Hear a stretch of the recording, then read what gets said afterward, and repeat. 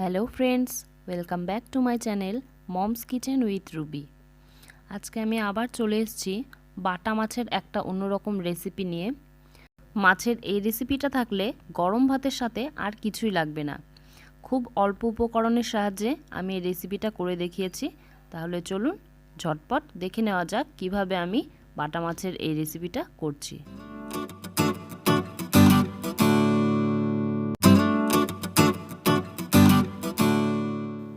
প্রথমে আমি এখানে 8 পিস বাটা মাছ নিয়ে নিয়েছি।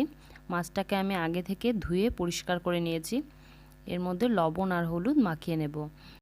আপনারা কিন্তু এই রকম বাটা মাছ না পেলে এর থেকে সামান্য ছোট বা বড় সাইজের বাটা মাছ দিয়েও এটা করতে পারবেন। এখন যেহেতু হালকা গরম পড়তে শুরু করেছে, তাই এই রেসিপিটা এই হালকা গরমে খেতে কিন্তু খুবই ভালো লাগে। মাছে আমি লবণ আর হলুদ মাখিয়ে নিয়েছি। এবার অন্য একটা থালার মধ্যে আমি দুটো পেঁয়াজ কুচিয়ে নিয়েছি হাফ কাপ মতো ধনেপাতা কুচি, একটা মিডিয়াম সাইজের টমেটো কুচি আর 7-8টা কাঁচা লঙ্কা।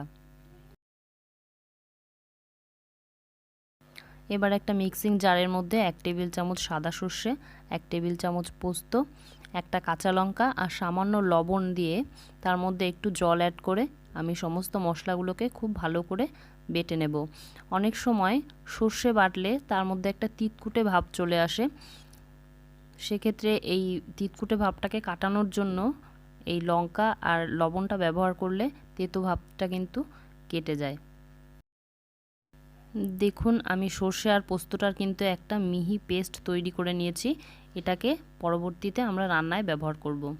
আর একটা বাটি নিয়ে নিয়েছি। বাটির মধ্যে আমি 1 টেবিল চামচ আদা রসুন বাটা, 1 চা চামচ ধনে গুঁড়ো, 1 চা চামচ জিরে গুঁড়ো, 1 চা চামচ কাশ্মীরি রেড চিলি পাউডার আর 1 চা চামচ হলুদ গুঁড়ো দিয়ে দিচ্ছি। এবার এর মধ্যে সামান্য জল অ্যাড করে সমস্ত মশলাগুলোকে আমি খুব ভালো করে মিশিয়ে নেব। রান্নাটা আমি গুঁড়ো মশলা দিয়ে করেছি। আপনারা চাইলে এই মশলাগুলোকে কিন্তু শিলনোড়ায় বেটেও রান্নাটা করতে পারেন। এইভাবে করলেও খেতে খুবই ভালো লাগবে। দেখুন আমার মশলাটা কিন্তু একদম রেডি হয়ে গেছে। এবার গ্যাসে একটা কড়াই বসিয়ে দিয়ে কড়াইটাকে খুব ভালো করে গরম করে নিয়ে এতে আমি পরিমাণ মতো সর্ষের তেল দিয়ে দিলাম। তেলটাকেও একটু গরম হতে দেব। এরপর সামান্য লবণ দিয়ে দিচ্ছি। এতে করে যখন মাছটা ভাজা হবে তখন মাছটা কড়াইয়ের গায়ে কিন্তু লেগে যাবে না। এবার আস্তে আস্তে মাছগুলোকে আমি এর মধ্যে দিয়ে দিচ্ছি। যারা নতুন রাঁধুনি মাছ ভাজার ক্ষেত্রে তারা এই প্রসেসটা ফলো করলে আশা করছি আপনাদের খুবই কাজে আসবে। মাছের একটা দিক ভাজা হয়ে গেছে। এবার আমি মাছগুলোকে উল্টে দিচ্ছি। মাছগুলোকে কিন্তু আমি খুব কড়া করে ভাজবো না। এই রেসিপিটাতে মাছটাকে হালকা করেই ভাজতে হবে। মাছগুলো ভাজা হয়ে গেছে। এবার এগুলোকে আমি কড়াই থেকে তুলে নিচ্ছি আর একই রকমভাবে আমি বাকি মাছগুলোকেও ভেজে নেব। সব মাছগুলো ভাজা হয়ে গেছে। এবার ওই মাছ ভাজার তেলের মধ্যে আমি একটা শুকনো লঙ্কা আর 1 চা চামচ কালো জিরে দিয়ে দিচ্ছি। এবার ফোড়নটাকে খুব ভালো করে ভেজে নিতে হবে। এই রান্নাটায় আপনারাও কিন্তু অবশ্যই করে কালো জিরে ব্যবহার করবেন, অন্য কোনো ফোড়নের ব্যবহার করবেন না, তাহলে কিন্তু স্বাদের পরিবর্তন হতে পারে। এবার ফোড়নটাকে ভেজে নিয়েছি। এর মধ্যে একে একে দিয়ে দিচ্ছি কুচনো পেঁয়াজ আর কাঁচা লঙ্কা। এগুলোকে মিডিয়াম ফ্লেমে আমি মিনিট খানেক এইভাবে ভাজতে থাকবো। এরপর এতে দিয়ে দিচ্ছি টমেটো কুচি। আমি পেঁয়াজ হালকা ভেজে নিয়ে তারপর টমেটোটা অ্যাড করলাম। আপনারা চাইলে কিন্তু পেঁয়াজ আর টমেটো একসাথেও অ্যাড করতে পারেন, তাতে কোনো অসুবিধা নেই। এবার টমেটোটা যখন এরকম নরম হয়ে আসবে তখন আমি আগে থেকে করে রাখা মশলার পেস্টটা এর মধ্যে দিয়ে দিচ্ছি। এর মধ্যে যেহেতু আদা রসুন বাটা দেওয়া আছে, তাই যতক্ষণ না আদা রসুনের কাঁচা গন্ধটা চলে যাচ্ছে ততক্ষণ কিন্তু খুব ভালো করে আমাদের এটাকে কষিয়ে নিতে হবে।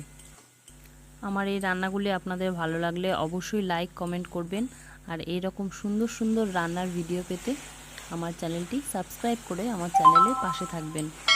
পাশে থাকা বেল আইকনটা প্রেস করে দেবেন, এতে করে যখনই আমি আমার চ্যানেলে নতুন কোনো ভিডিও আপলোড করব সেটা সবার আগে আপনার কাছে পৌঁছে যাবে। দেখুন মশলা থেকে কিন্তু কাঁচা গন্ধ চলে গেছে আর মশলাটা কষানো হয়ে গেছে।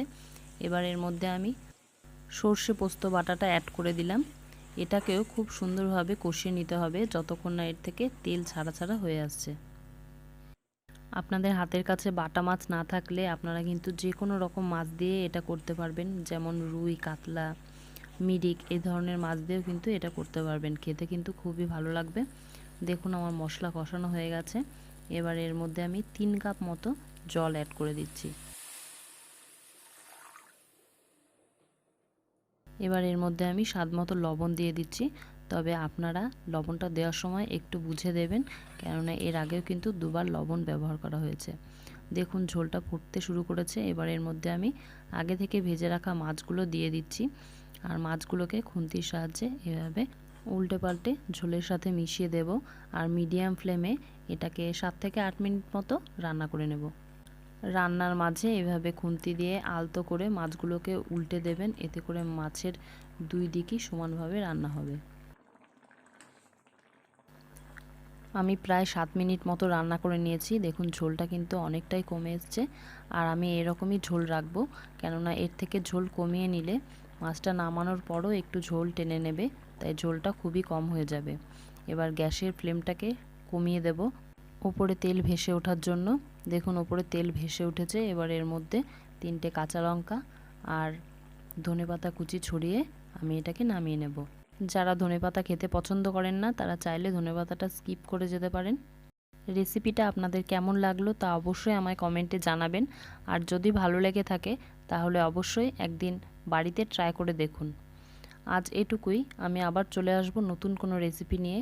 ততক্ষণ ভালো থাকুন, সুস্থ থাকুন আর আমার চ্যানেলের রান্নাগুলি এইভাবেই দেখতে থাকুন।